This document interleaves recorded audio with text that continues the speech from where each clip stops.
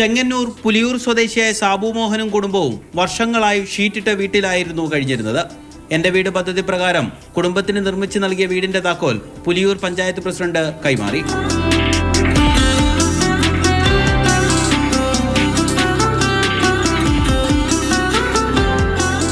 ഇരുപത്തിരുപത്തഞ്ച് വർഷമായി ഞങ്ങൾ പഞ്ചായത്തിലൊക്കെ വീടിൻ്റെ അപേക്ഷിച്ചത് നമുക്ക് ശരിയായി കിട്ടിയില്ല. അന്നേരം ഞങ്ങൾക്ക് അടുത്ത ഒരാൾ നമ്പർ തന്നു.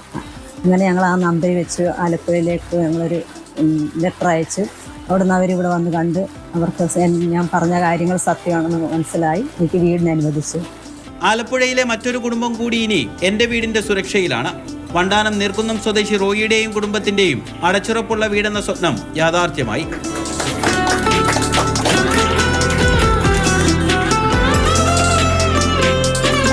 ആരെയൊക്കെ ചേർത്ത് പിടിക്കാൻ കഴിയുമോ അവരെയെല്ലാം ചേർത്ത് പിടിച്ചുകൊണ്ടാണ് മാതൃഭൂമിയും ചില്ലപ്പള്ളി ഫൗണ്ടേഷനും എല്ലാം ഈ പ്രവർത്തനം പൂർത്തീകരിക്കപ്പെട്ടിട്ടുള്ളത്.